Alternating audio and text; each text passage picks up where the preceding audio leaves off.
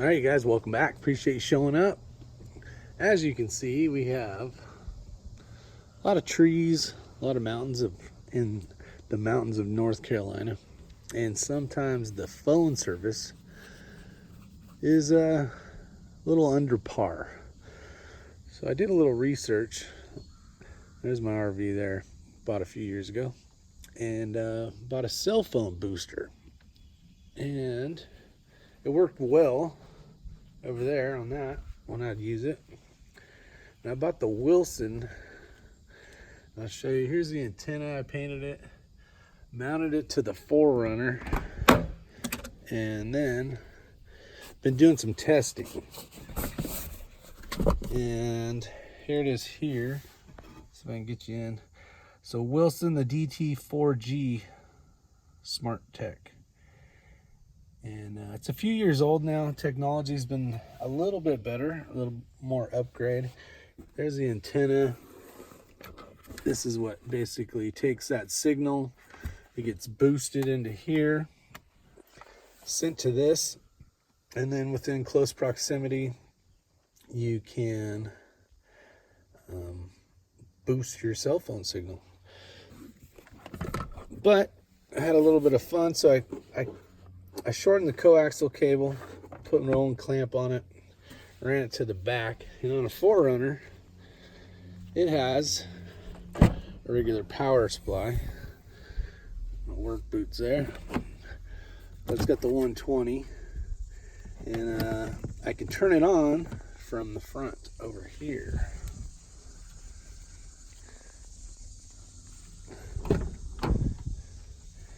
So right here you can turn on that. Basically it's an inverter, but been running it, worked kind of pretty okay. Not as good as I was hoping for, but I think a lot of it has to do with the way I mounted this.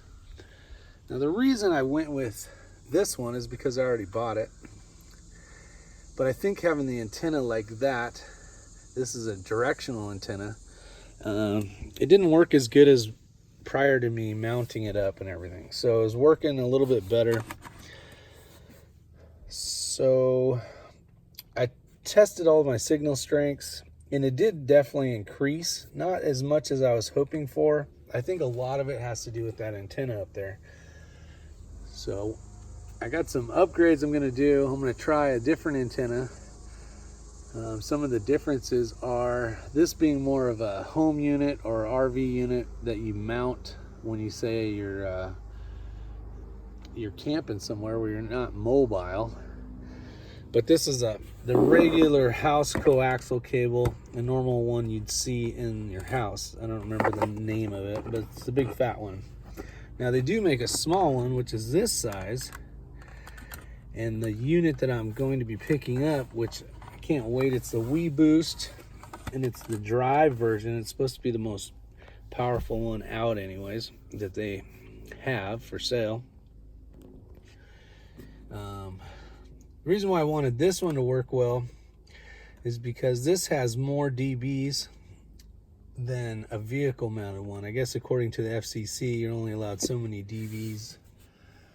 And if you're gonna mount it to a structure, or it's portable on an antenna up in the air, you're allowed to run more power. So I wanted to see if I could get that to work on a mobile, basically mounted to my vehicle. So I'm not really liking it the way it is. I'm going to try a different antenna, and I'm going to try to see if I can get more power out of this one than the new one coming in a couple days. So you guys that are all techie, tell me if first off, my question would be, is the cable I shortened. It was originally like a 20-footer. I cut it, trimmed it, and then I ran it back here. You can kind of see where it comes off of the box or the antenna. I kind of just basically fished it down through here and underneath the mat for now till I figure out and get all my testing done. So does this cable have to be a certain length? Which I think the answer is no, but I called and asked the asked the lady that had answered the phone, and she said it didn't matter. So I think a lot of it is the actual directional antenna pointing up in the sky, which you think that's where you would capture the service.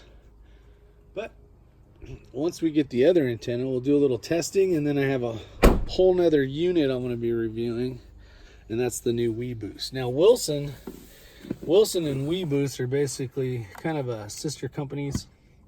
Wilson's been around a long time. They've always had great products.